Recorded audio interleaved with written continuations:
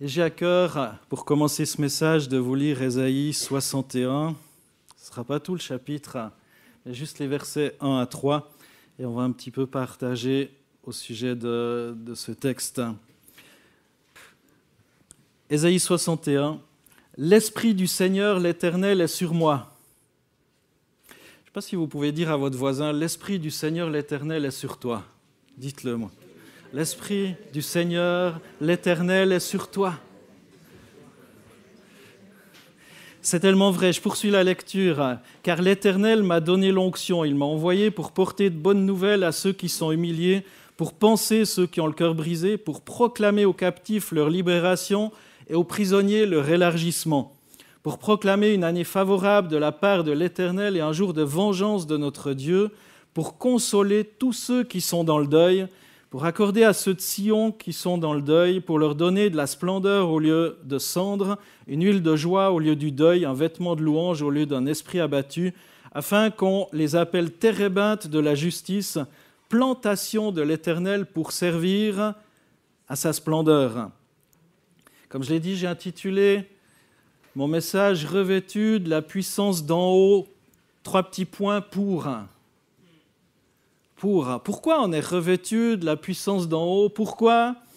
Eh bien, l'Esprit du Seigneur, l'Éternel, est sur moi et sur toi, mon frère, ma sœur, revêtu de la puissance d'en haut. Et je crois que plus que jamais, on a besoin d'être revêtu de cette puissance du Saint-Esprit sur nos vies. Dans l'Évangile de Luc, au chapitre 4, on lit qu'après un temps passé dans le désert, Jésus en ressortit revêtu de la puissance de l'Esprit. C'est intéressant. On pourrait dire, après être passé dans le désert, alors qu'il était même dans le jeûne et la prière pendant 40 jours, il en est ressorti, alors qu'il n'avait rien mangé encore, revêtu de la puissance d'en haut. Revêtu de la puissance de l'Esprit. Luc 4, versets 14 à 22, on va lire encore ce texte. Jésus, revêtu de la puissance de l'Esprit, retourna en Galilée et sa réputation gagna toute la région. Donc pour situer le contexte, Jésus venait de se faire baptiser par Jean le Baptiste et ensuite il a été conduit par l'Esprit. Il y a le Saint-Esprit qui est venu sur lui et on a entendu celui-ci est mon fils bien-aimé, en qui j'ai mis toute ma gloire ou toute mon affection, qui fait toute ma gloire. Et ensuite, il a été conduit dans le désert pour y être tenté, nous dit le texte. Et là, il est dit, Jésus, revêtu de la puissance de l'Esprit, retourne en Galilée. Sa réputation, alors qu'il sort de ses 40 jours de jeûne, sa réputation gagna toute la région. Il enseignait dans les synagogues et tous lui rendaient gloire. Jésus se rendit à Nazareth, où il avait été élevé, et conformément à son habitude, il entra dans la synagogue le jour du Shabbat. Il se leva pour faire la lecture, et on lui remit le livre du prophète Ésaïe. Il le déroula et trouva l'endroit où il est écrit « L'Esprit du Seigneur est sur moi, parce qu'il m'a oint. Pour annoncer la bonne nouvelle aux pauvres, il m'a envoyé pour guérir ceux qui ont le cœur brisé, pour proclamer aux prisonniers la délivrance et aux aveugles le recouvrement de la vue, pour renvoyer libres les opprimés, pour proclamer une année de grâce du Seigneur. Ensuite, il roula le livre, le remit aux serviteurs et s'assit. Tous ceux qui se trouvaient dans la synagogue avaient les regards fixés sur lui. Alors il commença à leur dire, « Aujourd'hui, cette parole de l'Écriture que vous venez d'entendre est accomplie. » Tous lui rendaient témoignage, ils étaient étonnés des paroles de grâce qui sortaient de sa bouche, et ils disaient « N'est-ce pas le fils de Joseph ?» Jésus, qui a vécu le baptême, a été rempli du Saint-Esprit, il y a eu ce témoignage sur sa vie, carrément la voix de Dieu qui lui dit « Celui-ci est mon fils bien-aimé ». Il a reçu le Saint-Esprit aussi alors qu'il était déjà imbibé du Saint-Esprit, il est Dieu. Et là, il passe ce temps dans le désert et il est non plus seulement comme ça avec le Saint-Esprit en lui, mais il est revêtu du Saint-Esprit, comme un manteau qui lui est donné. Conscient du ministère qu'il devait accomplir, des choses à venir, c'est dans le désert que Jésus se prépare à être revêtu de la puissance d'en haut. Il y a une prière ce matin qui nous parlait aussi du désert. Je ne sais pas si vous avez été attentifs dans le désert aussi, où Dieu veut nous rencontrer. Il y entra rempli de l'Esprit. Jésus est rentré dans le désert rempli du Saint-Esprit. Et parfois, on peut entrer dans un désert. Mais si on est déjà sec, alors qu'on rentre dans ce désert, ça va être très compliqué. Et c'est important de puiser à la source pour jamais être sec. Si tout à coup, il y a un temps de désert, qu'on puisse rentrer dans ce désert, mais en étant déjà rempli la présence de Dieu. Comme Jésus l'était tout spécialement. Jésus entre dans le désert, se prépare à être revêtu de la puissance d'en haut. Et quand il sort du désert, il est toujours revêtu de la puissance de l'Esprit. La Bible nous montre deux expériences distinctes, remplies du Saint-Esprit et revêtues de la puissance de l'Esprit. Être rempli, c'est important, mais d'être revêtu aussi de cette puissance de l'Esprit, c'est également très important. Et lorsqu'on accepte le Seigneur, le Saint-Esprit vient faire sa demeure en nous. Cependant, afin d'être des témoins puissants et efficaces, eh bien, on est appelé à rechercher ce revêtement de puissance, ce manteau.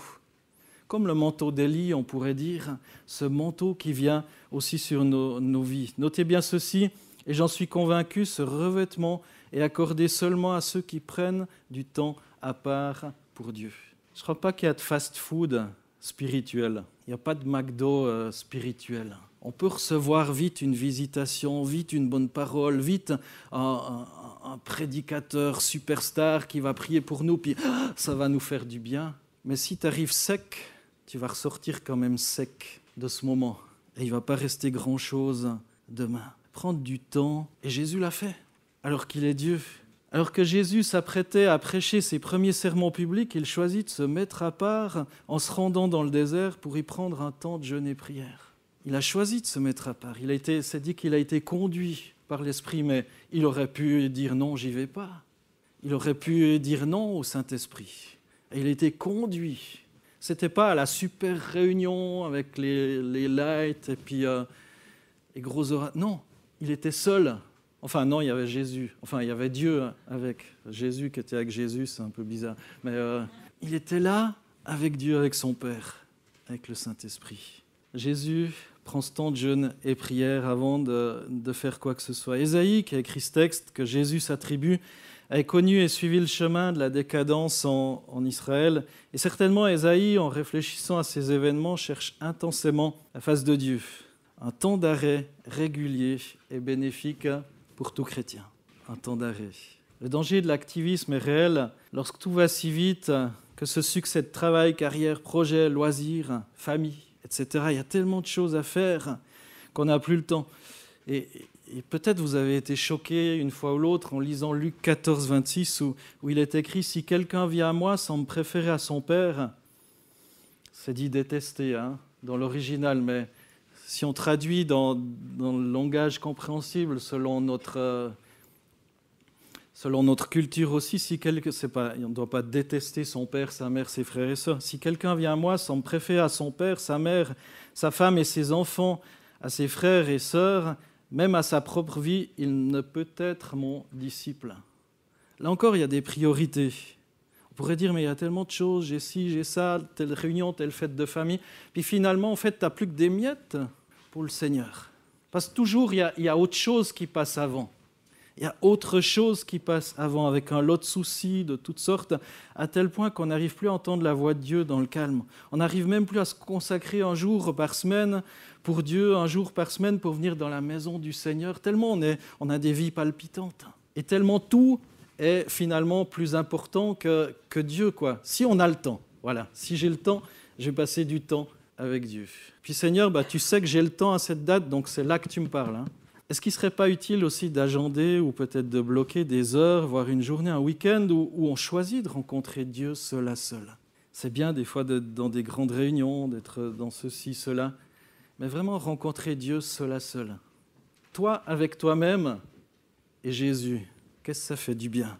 On le fait pour les loisirs de toutes sortes, pourquoi pas pour Dieu d'ailleurs? Agender du temps, il faut bien le dire d'emblée. Et d'ailleurs, si on ne le fait pas, on sait bien que nos agendas et nos vies sont tellement palpitantes eh bien que nos agendas vont être remplis. La Bible dit nulle part que la recherche de la face de Dieu est facile. Dans Jérémie 29, 13, il est dit « Vous me chercherez, vous me trouverez, car vous me chercherez de tout votre cœur. Je me laisserai trouver par vous, dit Dieu. » De tout votre cœur. Je ne sais pas, le dernier truc, vous aviez vraiment eu envie. Je ne sais pas, soit de vous acheter ou de vivre ou autre un truc. J'ai dit « Ah, ça, je vais économiser » ou je ne sais pas, j'ai vraiment envie de ce truc. Puis finalement, tu vas tout faire pour que ça soit possible, que ça se réalise. C'est encore plus fort. Vous me chercherez de tout votre cœur. Vous le voulez vraiment, quoi. Et Dieu se laisse chercher encore dans Matthieu 7,7. « Demandez, l'on vous donnera. Cherchez, vous trouverez.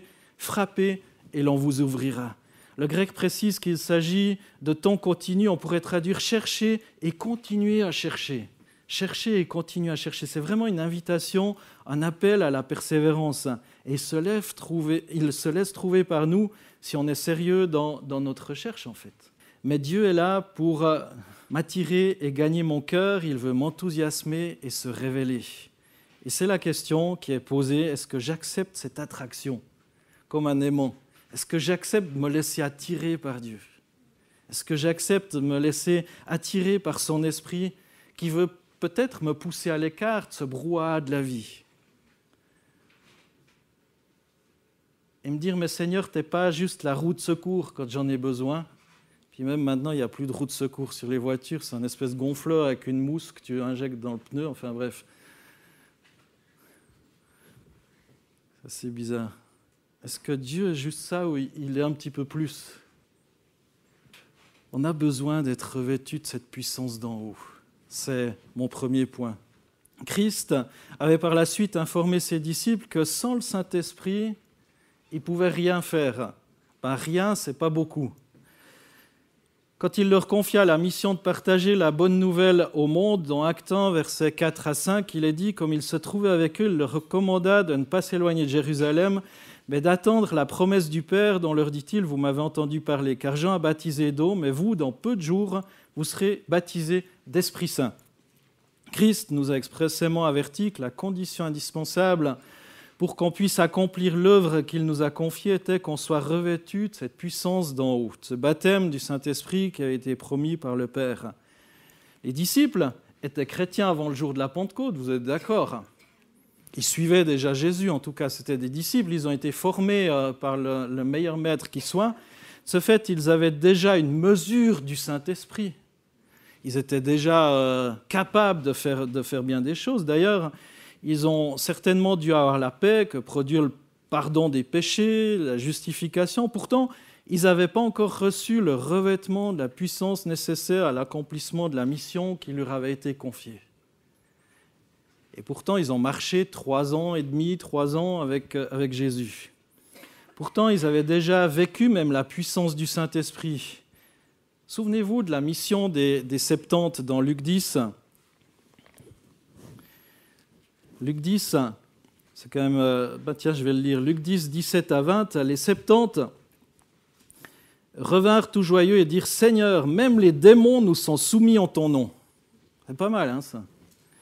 Jésus leur dit « Je regardais Satan tomber du ciel comme un éclair. Voici, je vous ai donné le pouvoir de marcher sur les serpents et les scorpions et sur toute la puissance de l'ennemi, et rien ne pourra vous nuire. Cependant, ne vous réjouissez pas de ce que les esprits vous sont soumis, mais réjouissez-vous de ce que vos noms sont inscrits dans le ciel. » Donc imaginez ces mêmes disciples qui ont vu la puissance du Saint-Esprit à l'œuvre. Hein, c'est marqué les 70, et c'était bien avant que Christ soit glorifié, bien avant que Christ soit mort et ressuscité. Les 70 ont reçu cette mission et ont vu et ont eu cette capacité de revenir tout joyeux et de dire même les démons nous sont soumis. Et pourtant, juste avant, dans ce que je vous ai dit, Jésus leur a dit « Mais attendez le Saint-Esprit ». Ils avaient besoin de plus. Et je pense que là réside la grande erreur aussi de l'Église et des ministères. Parce que, on le voit bien, ces disciples n'avaient pas reçu le revêtement de puissance nécessaire à la mission qui leur était confiée par la suite, après le départ du Seigneur. Ils avaient la paix que Christ leur avait donnée, mais pas encore la puissance qu'il leur avait promise. Et je pense que c'est vrai pour tous les chrétiens. On peut être converti, né de nouveau, et pourtant se contenter de la conversion sans chercher ce revêtement de puissance d'en haut, jusqu'à ce qu'on l'ait obtenu. Mes frères et sœurs, ne vous contentez pas juste d'être sauvés, c'est bien, super, mais il y a plus pour accomplir la mission du Seigneur. Il y a plus.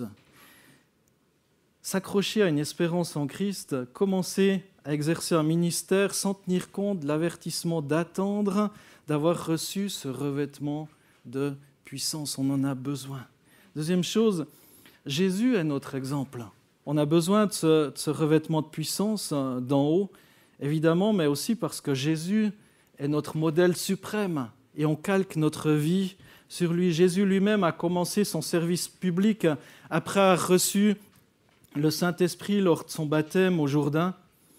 Et comme je l'ai dit dans le tout premier discours qu'il fera à Nazareth, Jésus reprend cette pensée, l'Esprit du Seigneur, dans Luc 4, « L'Esprit du Seigneur est sur moi parce qu'il m'a oint pour annoncer la bonne nouvelle aux pauvres, il m'a annoncé pour guérir ceux qui ont le cœur brisé, pour proclamer aux prisonniers la délivrance, aux aveugles, le recouvrement de la vue, pour renvoyer libres les opprimés, pour proclamer une année de grâce du Seigneur. » Est-ce que ce texte est écrit juste pour Jésus ?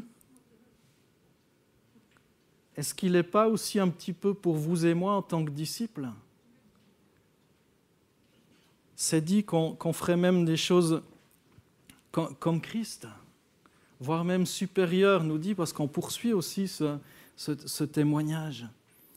Bien qu'il savait être le Fils de Dieu, Jésus ne se serait pas permis de se mettre au travail sans l'Esprit Saint.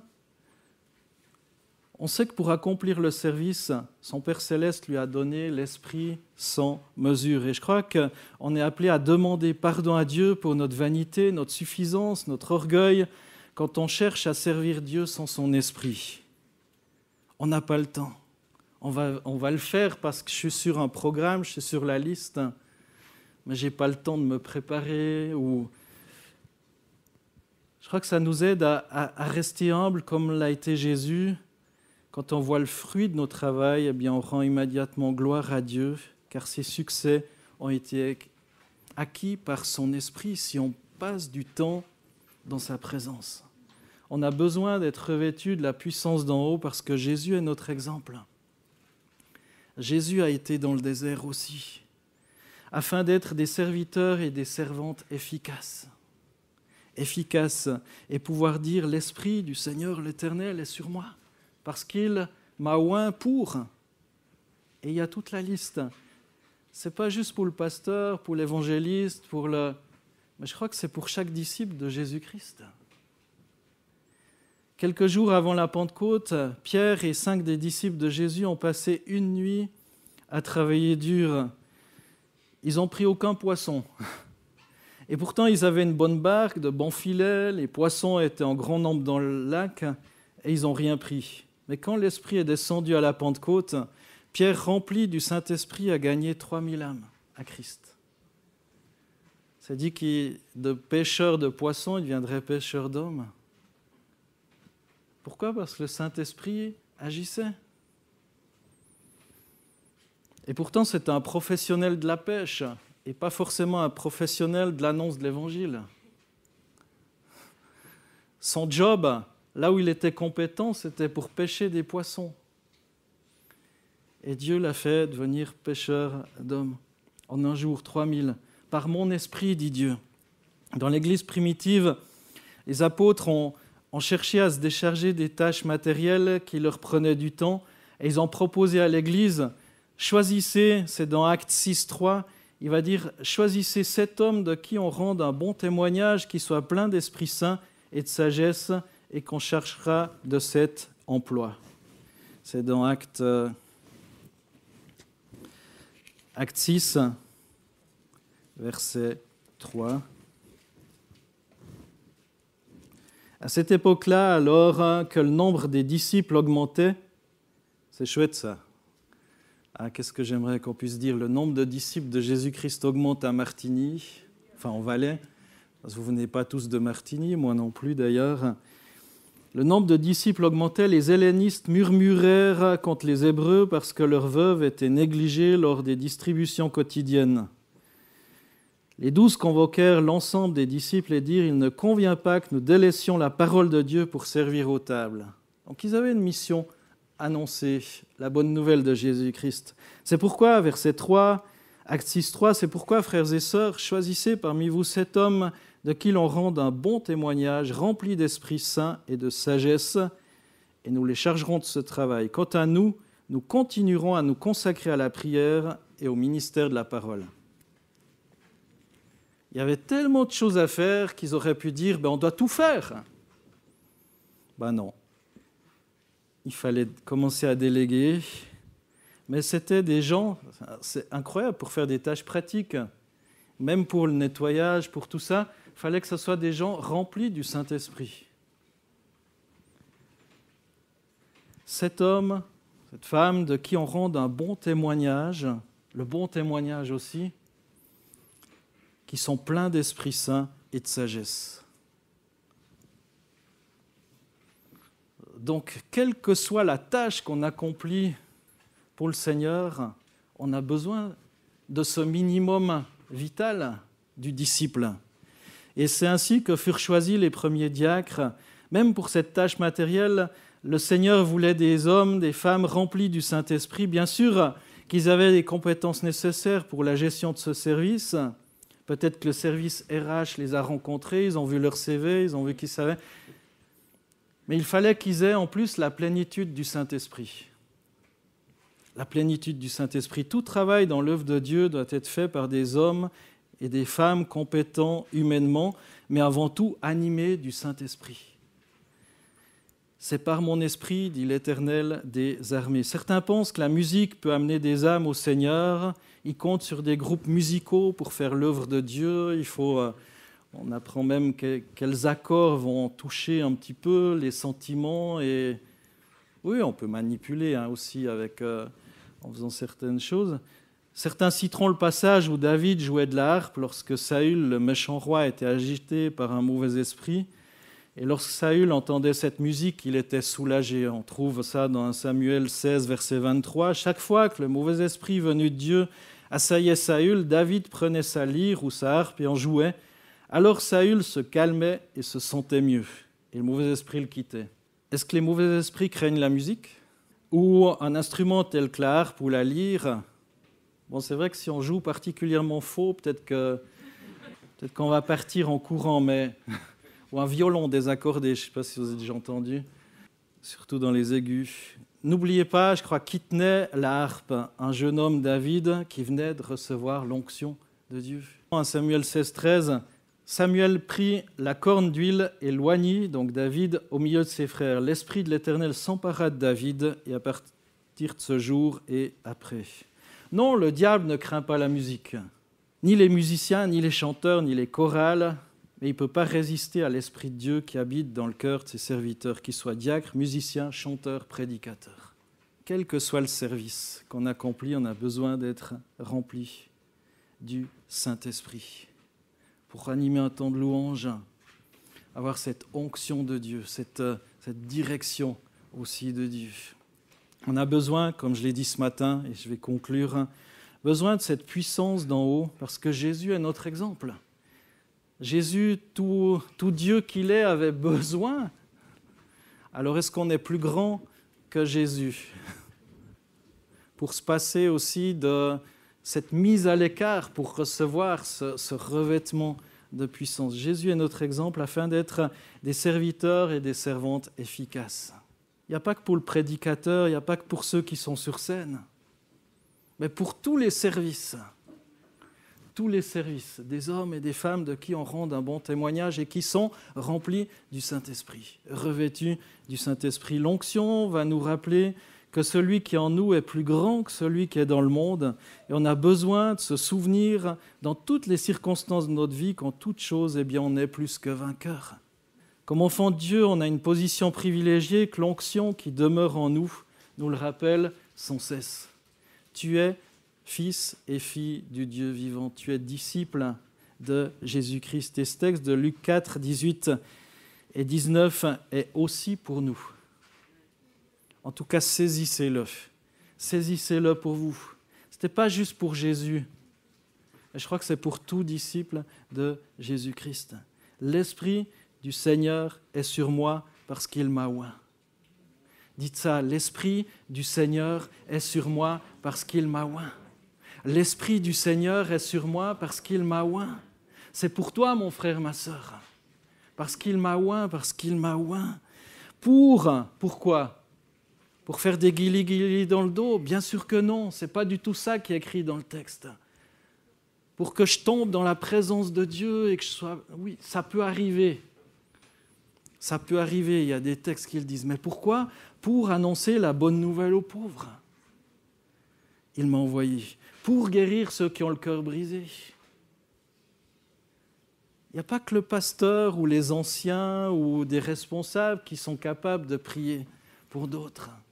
Mais tu es oint aussi pour ça, pour guérir ceux qui ont le cœur brisé, pour proclamer aux prisonniers.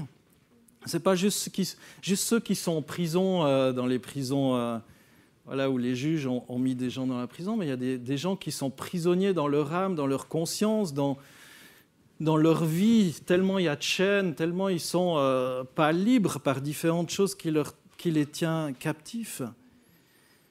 Pour proclamer aux prisonniers la délivrance et aux aveugles le recouvrement de la vue, pour renvoyer libres les opprimés, pour proclamer une année de grâce du Seigneur. Tout ça, pour tout ça, vous êtes oints, la part de Dieu. Est-ce que c'est pour vous ? Amen. Alors si c'est pour vous, levez-vous à votre place ou élevez les mains vers le Seigneur. Si vous préférez rester assis ou vous ne pouvez pas vous lever, élevez les mains vers le Seigneur et recevez déjà cette grâce du Seigneur dans vos vies. Assimilez déjà par l'Esprit que l'Esprit du Seigneur est sur vous. Maintenant, l'Esprit souffle sur vos vies, veut vous revêtir, veut vous remplir, veut vous bénir, veut peut-être vous consoler, veut vous rejoindre là où vous en êtes, selon ce que vous êtes capable de comprendre aujourd'hui. Il ne va pas forcer la porte de votre cœur. Mais l'Esprit est là. L'Esprit est là et souffle dans la mesure où vous le souhaitez. Dans la mesure où vous le désirez, l'Esprit est là. Et le Seigneur veut vous consoler, veut vous guérir aussi. Si vous avez besoin d'être visité ce matin, sachez que le Seigneur est le même hier, aujourd'hui et pour toujours. Si vous avez besoin peut-être de guérison ou d'une onction spéciale, approchez-vous devant. Je demanderai à Simon et Michael de venir prier aussi pour vous. Approchez-vous si vous avez besoin peut-être d'une guérison, de quelque chose de spécial ou d'une délivrance quelconque, d'une victoire. C'est entre vous et Dieu. Il n'y a pas de pression. C'est juste une proposition. Approchez-vous sur le devant. Si le Seigneur frappe à la porte de votre cœur et que vous sentez vraiment que le Seigneur vous appelle, Simon, Michael, s'il vous plaît. Priez, il n'y a pas besoin de faire des longues prières, mais invoquez la grâce de Dieu sur la vie de ses bien-aimés. Juste bénir et invoquer. Et tous ensemble, on peut élever le nom de Jésus. Là où vous êtes. Là où vous êtes. Attendez-vous à Dieu. Attendez-vous à Dieu. Même si vous n'avez pas de besoin particulier, attendez-vous à Dieu aussi.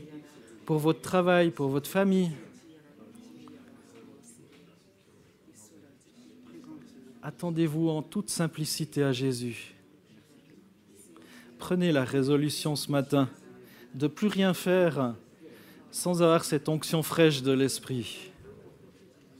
De ne pas vous laisser gagner par tout ce qu'il y aurait à faire.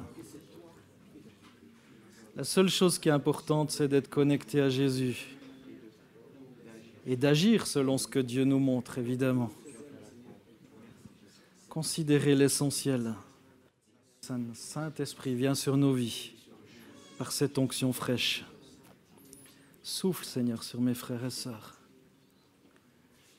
Baptise-les de ton esprit, Jésus. Encourage, guéris, fortifie, oint. Béni soit ton nom, Jésus. Alléluia.